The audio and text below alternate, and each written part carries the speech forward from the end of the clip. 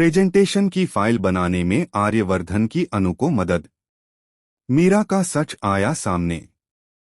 जी हाँ दोस्तों, सीरियल तुमसे तुम तक का आने वाला एपिसोड होने वाला है बेहद मजेदार और चौंकाने वाला, क्योंकि यहाँ से कहानी में ऐसा मोड़ आने वाला है जिसकी किसी ने कल्पना भी नहीं की होगी।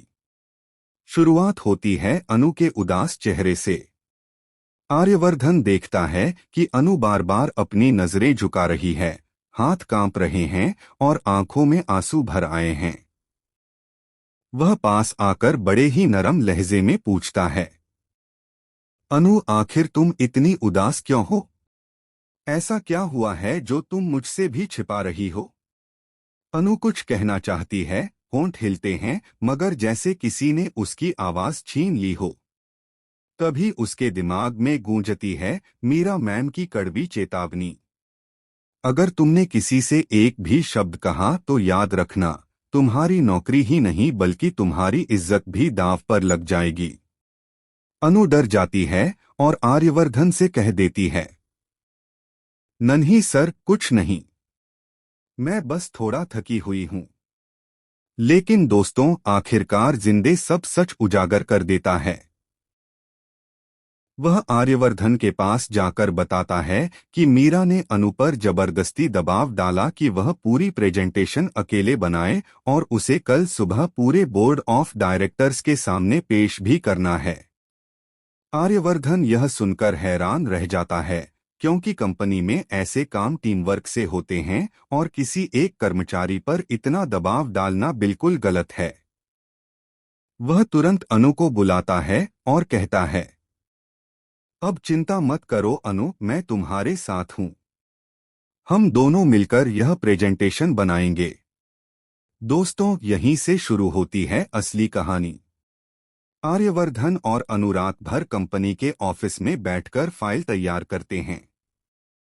एक एक स्लाइड बनाते समय अनु की आंखों में चमक लौट आती है और आर्यवर्धन उसे हौसला देता है।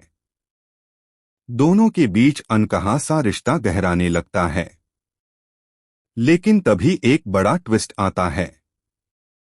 मीरा अचानक जिंदे को लेकर ऑफिस पहुंच जाती है। जब वह देखती है कि आर्यवर्धन खुद अनु के पास बैठकर काम कर रहा है, तो उसका चेहरा गुस्से से लाल हो जाता है। वह सोचती है, ये कैसे हो सकता है? जिस आदमी को मैं अपनी मुट्ठी में कैद करना चाहती हूं, वो किसी साधारण सी लड़की के लिए आधी रात को मेहनत कर रहा है। मीरा को यह बर्दाश्त नहीं होता। वह तय करती है कि इस बार सिर्फ अनु को नीचा नहीं दिखाना है, बल्कि आर्यवर्धन और अनु के बीच जो भी नजदीकियां बढ़ रही हैं, उन्हें हमेशा के लिए तोड़ देना है। और दोस्तों, कहानी यहीं खत्म नहीं होती।